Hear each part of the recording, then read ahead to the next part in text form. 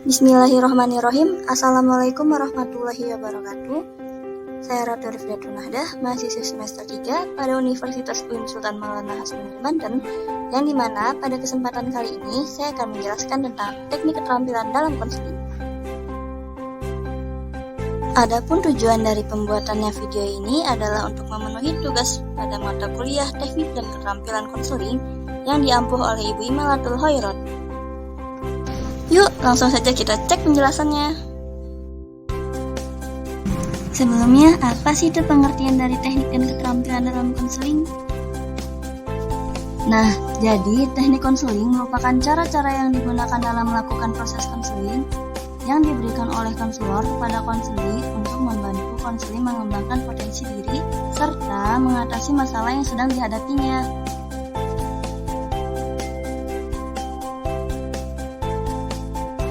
Jadi seperti itu. Dalam proses konseling, penguasaan terhadap teknik konseling merupakan suatu kunci keberhasilan untuk mencapai tujuan konseling. Seorang konselor yang efektif harus mampu merespon konseling secara baik dan benar sesuai dengan keadaan yang ia sedang alami. Dalam melakukan kegiatan konseling terdapat 3 tahapan yang terdiri dari 1. Tahap awal konseling, 2. Tahap pertengahan, 3. Tahap pengakhiran.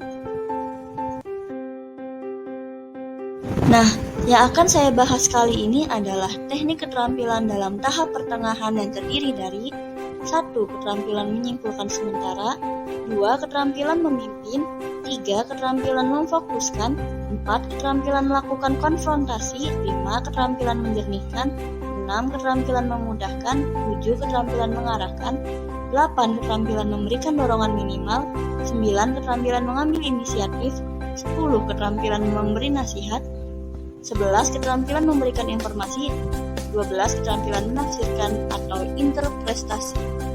Untuk memenuhi tugas UTS ini, saya harus memilih 3 keterampilan apa saja yang ada dalam tahap pertengahan. Oleh karena itu, saya memutuskan saya akan membahas tentang keterampilan mengambil inisiatif, keterampilan memberikan nasihat, dan keterampilan memberikan informasi. Untuk penjelasan yang pertama, saya akan menjelaskan tentang teknik keterampilan mengambil inisiatif, kedua, teknik keterampilan memberikan informasi, ketiga, teknik keterampilan memberikan nasihat. Kalau begitu, langsung saja yuk kita cek penjelasannya. Teknik mengambil inisiatif. Teknik ini dilakukan saat konseli kurang bersemangat untuk diajak berbicara, sering diam, dan kurang partisipatif. Agar hal ini tidak terjadi, konselor harus mengucapkan kata-kata yang mengajak konseli untuk berinisiatif dalam menuntaskan diskusi. Tujuan dari adanya teknik ini adalah 1. Mengambil inisiatif jika klien kurang bersemangat, 2. Jika klien lambat berpikir untuk mengambil keputusan, 3. Jika klien kehilangan arah pembicaraan.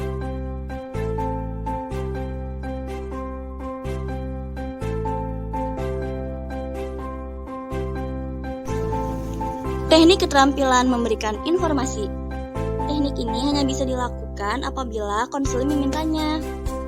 Jika konselor tidak mengetahui informasi yang berkaitan dengan apa yang sedang ditanyakan oleh konseli, sebaiknya katakan dengan jujur bahwa konselor tidak mengetahui hal tersebut. Berbeda dengan informasi yang bersifat umum. Apabila konselor tidak dapat memberikan jawabannya dengan lengkap dan benar, paling tidak konselor bisa menunjukkan di mana dan bagaimana klien bisa mendapatkan informasi yang dibutuhkannya. Karena tidak baik bagi seorang konselor untuk memaksakannya berbagi informasi yang kurang dikuasainya atau ia pahaminya. Adapun tujuan pemberian informasi ini adalah untuk memberikan pengetahuan kepada klien sehingga klien memiliki wawasan terutama yang menyangkut dalam usaha mengatasi permasalahannya.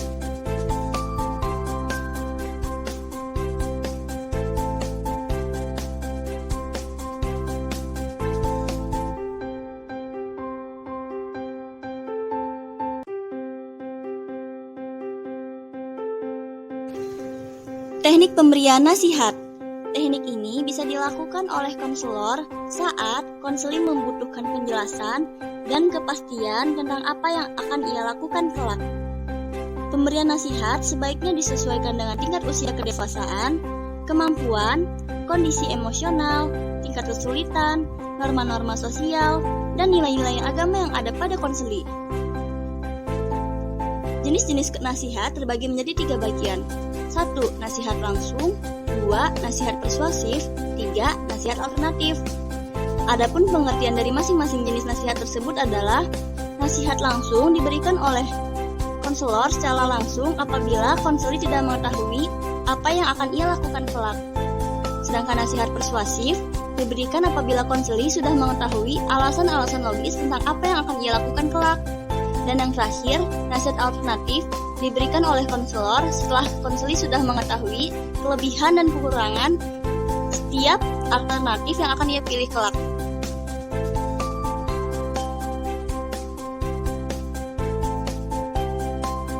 Berikut contoh dari masing-masing teknik tersebut. Baiklah, saya pikir Anda masih mempunyai suatu keputusan, namun Anda belum bisa mengungkapkannya. Coba Anda renungkan lagi ya.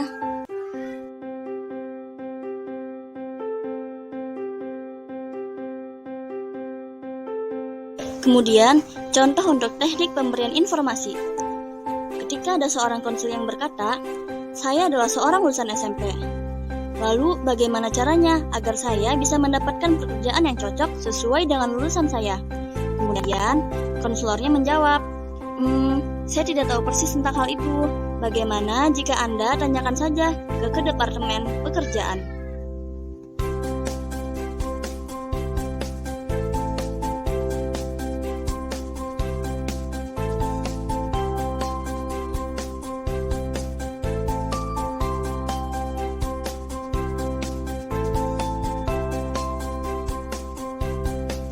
Yang terakhir, ada contoh teknik pemberian nasihat. 1. Nasihat langsung. Kamu bisa menanyakan ke Pak Ade jika kamu belum mengetahui bagaimana caranya memperoleh beasiswa tersebut. Ucap konselor. 2. Nasihat persuasif. Oke, kalau begitu kamu sudah mengetahui bagaimana caranya mendapatkan beasiswa tersebut. Sekarang, coba ayo kamu urus ya.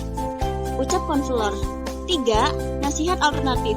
Setelah kamu mengidentifikasi untung ruginya menikah sebelum menyelesaikan kegiatan studimu, coba kamu pikirkan sekali lagi sebelum kamu mengambil keputusan akhir tersebut. Ucap konselor. Dan perlu diingat kembali bahwa nasihat dengan informasi itu berbeda. Berikut perbedaan nasihat dengan informasi. 1. Nasihat berisi tentang sesuatu yang mengharuskan konseli melakukan pilihannya.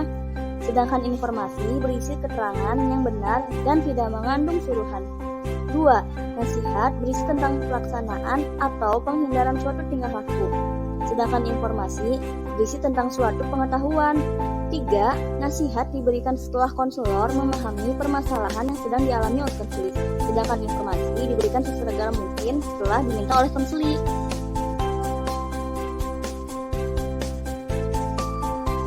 Cukup sekian yang bisa saya sampaikan. Kurang lebihnya mohon maaf. Wassalamualaikum warahmatullahi wabarakatuh.